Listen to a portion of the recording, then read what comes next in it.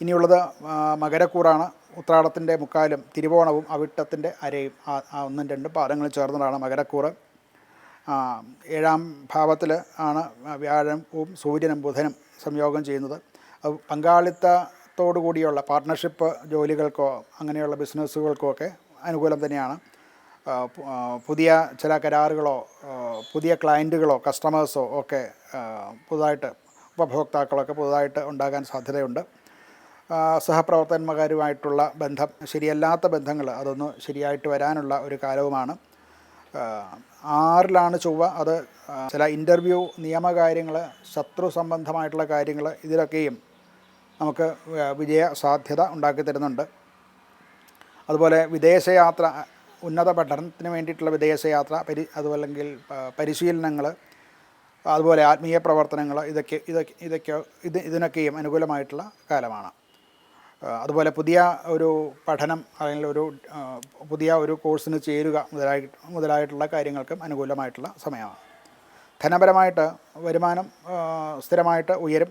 ചില കുടിശ്ശികകളൊക്കെ തിരിച്ചു കിട്ടാൻ സാധിക്കും. കുടുംബവുമായിട്ട് ഒന്നിച്ചുള്ള യാത്രകളും ഒക്കെ ഉണ്ടാകാൻ സാധ്യതയുണ്ട്. എന്നാൽ അത് മൂലമുണ്ടാകുന്ന ചിലവുകളും കുറച്ച് സൂക്ഷിക്കേണ്ടതാണ്. ദീർഘകാലത്തേക്കുള്ള എക്സ്പെൻഡിച്ചർ അഥവാ ദീർഘകാലത്തേക്കുള്ള ഡെപ്പോസിറ്റ്സോ അങ്ങനെയുള്ളതിനൊക്കെ അനുകൂലമായിട്ടുള്ള ഭാവിയിൽ ഗുണം ചെയ്യുന്ന കാര്യങ്ങളാണ്.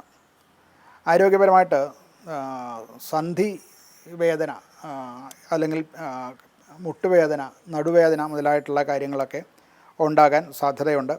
ലഘുവായിട്ടുള്ള വ്യായാമ മുറകളൊക്കെ ചെയ്ത് അതിനെ പരിഹരിക്കേണ്ടതാണ്. കുടുംബപരമായിട്ട് ദാമ്പത്യത്തിൽ കുറച്ചുകൂടെ ഒരു അടുപ്പം ഉണ്ടാകാനുള്ള സാധ്യതയുണ്ട്. അതുപോലെ തന്നെ കുടുംബത്തിൽ ചില ഗൃഹപ്രവേശമോ വിവാഹാദി കാര്യങ്ങളോ അങ്ങനെയുള്ള മംഗളകർമ്മങ്ങളൊക്കെ നടത്താൻ വേണ്ടിയിട്ടുള്ള ആലോചനകളുണ്ടാകും. അതുപോലെ ഗുരുക്കന്മാർ, മാതാപിതാക്കന്മാർ, അവരുടെയൊക്കെ അനുഗ്രഹവും ഉണ്ടാകാൻ നല്ല അനുകൂലമായിട്ടുള്ള സമയമാണ്. ഇവർക്ക് ശനീശ്വരനെ ഭജിക്കുക, ശനീശ്വര ക്ഷേത്രത്തിൽ ദർശനം നടത്തുക ഒക്കെ വളരെ നല്ലതാണ്. കറുത്ത തിലം, എള്ള് ഇത് ദാനം ചെയ്യുക. അതുപോലെ ശാസ്താക്ഷേത്രത്തിൽ എള്ള് തിരികൊണ്ടുള്ള നീരാജനം നടത്തുക, ഇതൊക്കെയും നല്ലതാണ്. ഹനുമാനെ ഭജിക്കുന്നതും നല്ലതാണ്. ഹനുമാൻ ചാലീസ മുതലായിട്ടുള്ളവ പാരായണം ചെയ്യുന്നതും ഉത്തമമായിട്ടുള്ള ഫലം കിട്ടാൻ നല്ലതാണ്.